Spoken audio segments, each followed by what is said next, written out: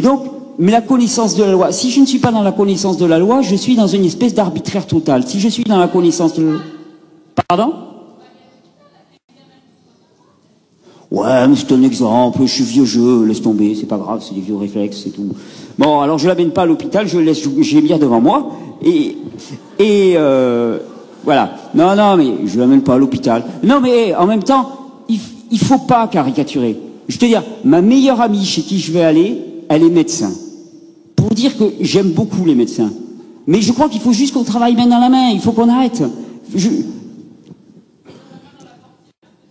Ouais, main dans la portière. Non mais, on fait des catégories. Vous savez, tant qu'on est dans le blanc et dans le noir, dans le méchant et dans le gentil, on est encore manipulé. On est en permanence manipulé. On est manipulé par une espèce de manichéisme dans lequel il y a le bien et le mal.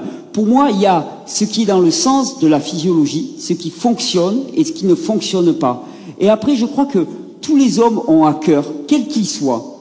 Je suis désolé, là, moi, je vais vous faire mon naïf bon teint, mais je ne crois pas au mal. C'est-à-dire, je ne crois pas que quelqu'un soit fondamentalement mauvais. Je n'y crois pas. Je pense qu'il y a des intérêts partisans, mais je pense que vraiment, je suis persuadé.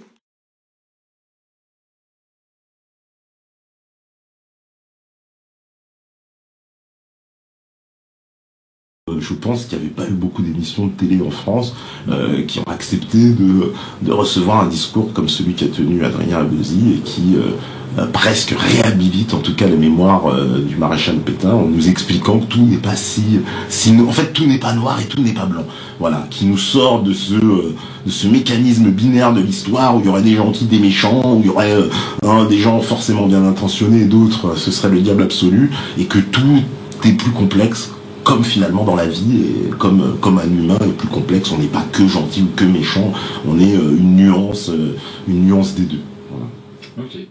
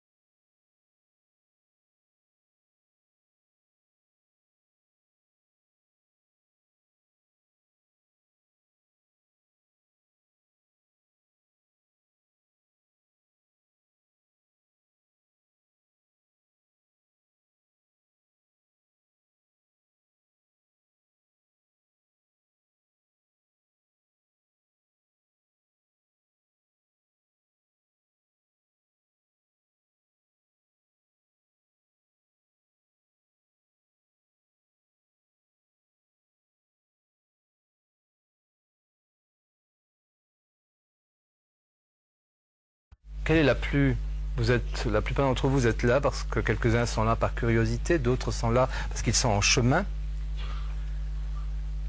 Vous êtes un homme ou une femme en chemin. Quelle est votre division la plus grave, la plus douloureuse, la plus évidente? Regardez. Si vous regardez en vous, vous voyez qu'il y a une partie que vous jugez bonne, aimable, évoluée, qui veut évoluer, et une partie que vous jugez négativement, que vous jugez mal. Qui juge? Dis-moi. Non, ça ne veut rien dire. Restez tout près là, c'est évident. Là, regardez, je dis, il y a une partie en vous que vous jugez bonne, que vous jugez qui peut évoluer, une partie que vous jugez mal, qui est négative. Qui juge? Qui dit ça? Mais non, c'est la partie bonne qui dit ça. C'est la partie bonne qui dit ça et qui élimine l'autre partie. Si vous ne comprenez pas ça, vous n'arriverez pas à être vous-même. Vous essaierez d'être le bon, celui qui juge, celui qui condamne, qui culpabilise l'autre partie. Et vous n'arriverez jamais à comprendre l'autre partie, à l'intégrer. Vous n'arriverez jamais à être entier. On ne peut pas être juge et partie à la fois.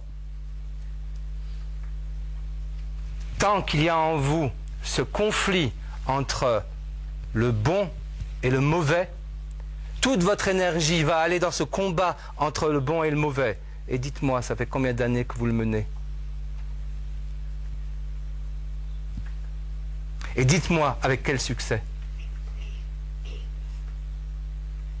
Ceci est impossible. On ne peut pas évoluer lorsque, en soi, il y a le combat entre ce qui est bon, juste, vrai, apparemment, grand, évolué, contre ce qui est mauvais, petit, mesquin, pas évolué, injuste, laid. Vous êtes quoi, vous? Vous êtes ça, les deux.